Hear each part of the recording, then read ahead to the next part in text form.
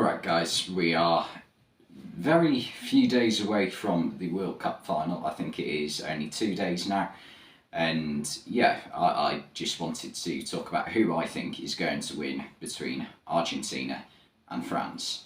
So there's no clear answer here. There never really is. Well, I think in 2018, France were the big favourites against Croatia. But I still think this one could go either way. So basically, I'll just give my answer straight away and then explain it. So my head is telling me that France are going to win, but my heart's telling me Argentina. And what I mean by that is, it's self-explanatory, but France, you look at their team and you just think, okay, that they've got quality in pretty much every position. Like Hugo Lloris is probably their weakest player, and he's, the player who lifted the last World Cup. They've got a really good defence. I think they should probably keep Canate in the team after his performance in the last game.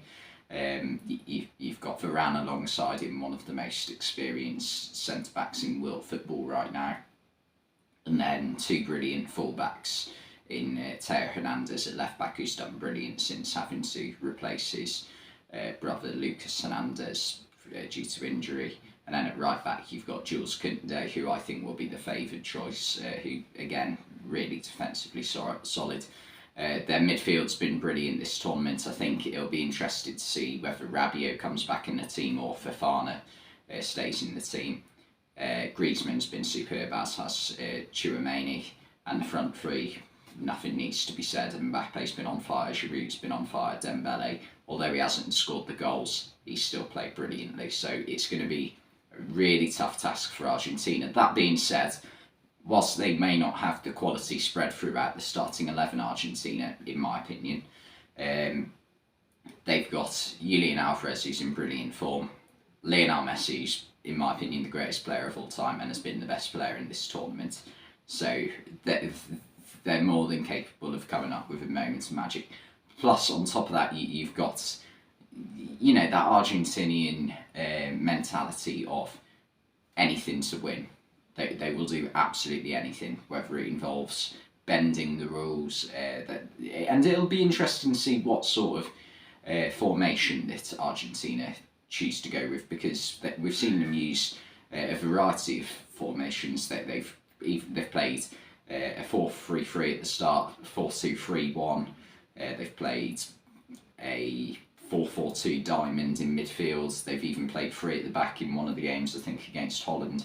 So it'll be really interesting to see what they go with. In my opinion, I think the best formation I've seen them play with is actually a three at the back, because I think using the wing backs in Acuna or Tagliafico and Molina on the right has really worked well, because they can get up and down the pitch really well. So I think that might be the smartest option. The only trouble I see with that is maybe you don't give Messi and Alvarez quite the support that you'd want to give them.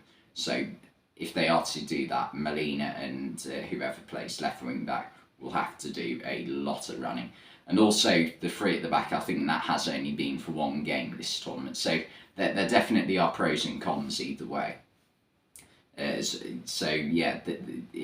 difficult to pick what sort of formation Argentina go with. They could go with the 4-4-2 diamonds and just make sure that the sitting midfield, whether it's Rodrigo de Paul or Paredes or even Enzo Fernandez, they just need to make sure that he stays back if the two full-backs do go forward, so it's effectively then a three.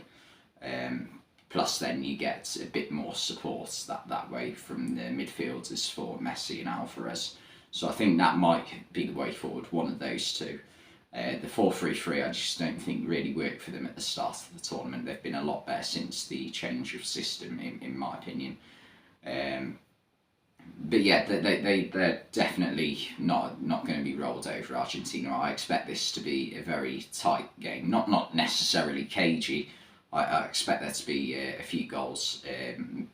But if I'm I don't want to, like, you know, make this video and not come to a conclusion. So, Argentina or France, right? For me, see, what I like to do with these videos is I don't like to make my decision before the video. I like to discuss it and then basically, because that way I say what I'm thinking. With Argentina, you have got just moments of magic when you really think they can't produce anything. Like in that Croatia game, it looked like a really dull first 30 minutes to get of the game in that game. But they just produce, you know, a moment of magic. Whether it was a penalty or not, that's a decision in itself. But you have got to take into consideration just the fact that they made one pass, split the entire Croatia defence open, which caused the penalty. And then the second goal was just a brilliant counter-attack from one end of the pitch to the other, in lightning quick speed. And also the third, Lionel Messi. What more needs to be said? So Argentina can strike when they least look likely to.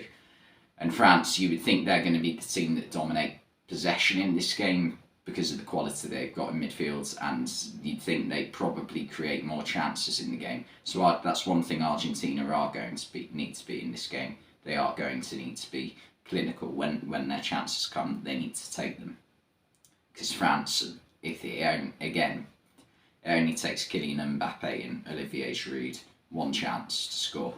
As they've shown in this tournament, I think they've got 9 goals between them. But then again, so have Messi and Alvarez. So even going into this, there's on top of the World Cup trophy, which is far and away the biggest thing lying on this game. Let's just get that straight. There is also the Golden Boot. There's the player of the tournament. You'd think the player of the tournament will be playing in this game, whether it's Messi or Mbappe. I've even seen some people say that Griezmann should win it. There's the Young Player of the Tournament award, which a lot of people predict will go to Enzo Fernandez. I don't know if Chouamani's eligible for that. He might be a year too old, but there's even then that's still up for grabs, I think. And also there's the Golden Boot between 4 players effectively. You've got Messi and Mbappe on 5, Giroud and Alvarez on 4. So any of them could realistically win it, because say it's 2-0 France and Giroud scores both, well, he wins it, doesn't he? So yeah, anyone can win the Golden Boot in this game, but there's loads to play for. And I'm going to make a prediction on the spot right now. I'm going to go with my heart, and I'm going to say it's going to finish 2-1 to Argentina. I think they'll get 2 goals, and also part of this is down to the rumours in the France squad about the virus or bacterial infection that's going around, illness of some sort. So, you know, that's not going to help them, is it? So I'm going to go Argentina to go 2-0 up and France to get a late consolation. So yeah, that's my prediction. Thanks for watching this video, and I'll see you next time.